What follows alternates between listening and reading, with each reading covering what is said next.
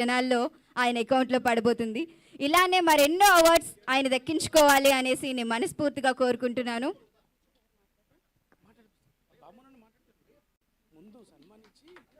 అందరూ ప్లీజ్ గట్టిగా క్లాప్ చేయాలి. Come on everyone.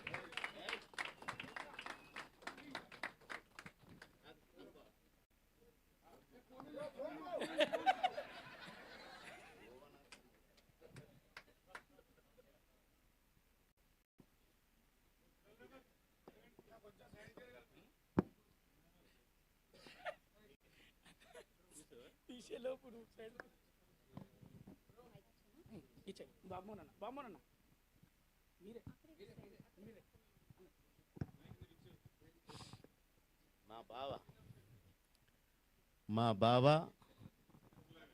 70 వసంతాలు అడ్డం ఉండకూడదుగా బావకి. ఏం బావ, మా బావకు హ్యాపీ బర్త్డే బావా. Many many happy returns of the day. God bless you బా. మా జర్నీ వర్ణనాతీతమైన జర్నీ. అసలు నేను ఒక షూటింగ్కి వెళ్ళాను.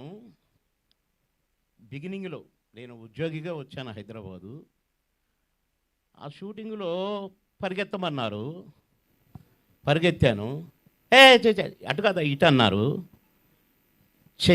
What is this? నేను ఒక ఆఫీసర్ ఉద్యోగం చేసుకుంటూ ఈ సినిమాలో దేవదు, నో యాక్టింగ్ అని డిసైడ్ అయినా.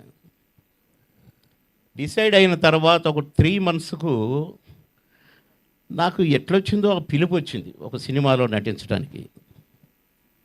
ఎవరితో అంటే బ్రహ్మానందం గారి కాంబినేషన్ అండి అన్నారు. అబ్బా ఇది ఛాన్స్ అనుకొని బాగా ఆలోచించడం. మళ్ళీ ఈ సినిమా వదలకూడదు, చేయాల్సిందే అనుకున్నా. ఆ ఛాన్స్ రాకపోతే అసలు నేను నటించేవాని కాదు, వద్దనుకున్నాను. సరదాగా నాటకాలు వేసేది, స్టూడెంట్గా బయట నాటకాలు వేసేది, ఓకే అనుకున్నాను. కానీ ఆ సినిమాలో నేను నటించకపోతే అసలు నేను స్టార్ని అయ్యేవాడినే కాదు. అది మా భావన కలిసిన రోజున, ఆ రోజు షూటింగ్లో బ్రహ్మానందం గారు అని మాట్లాడాను. ఇవాళ ధైర్యంగా భావాన్ని పిలుచుకుంటున్నాను. పనికొస్తాడులే అని మా చెల్లెని ఇచ్చాను. సరే ఓకే పర్వాలేదు బావా. కనుక నా బావ గురించి పొగిడితే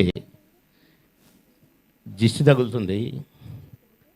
మా బావ ఏంటో నాకు తెలుసు, మీకు తెలుసు. ఆకాశం అంత బావ మా బావ. మేము షూట్ చేసేటప్పుడే నేను ఎన్నిసార్లు నవ్వాను ఆ కోతి ముఖం చూసి, ఆ ఎక్స్ప్రెషన్స్ చూసి. మేము ఎంజాయ్ చేస్తూ నటించాము. నాకంటే సీనియర్ అని నేను ఎప్పుడూ అనుకోలేదు. అంత బాగా కలిసిమెలిసి ఒక ఫ్యామిలీ మెంబర్స్ లాగా.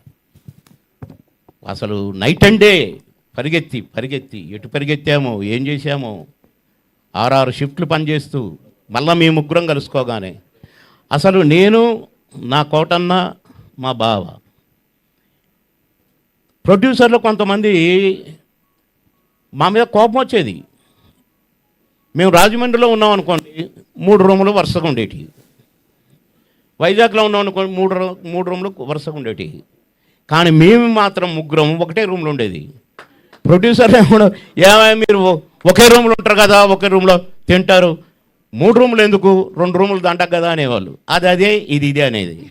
కరెక్ట్గా భోజనాలు అయిపోయి ఇక మా గోలంతా అయిపోయాక, గోలంత అంటే తాగుడు గీగుడు అనుకున్నారు. ఇక మా అల్లరి ఎంజాయ్ చేసి చాలేరా అని ఆయన అనేవాడు, ఏరే కోట అని ఈయన అనేవాడు.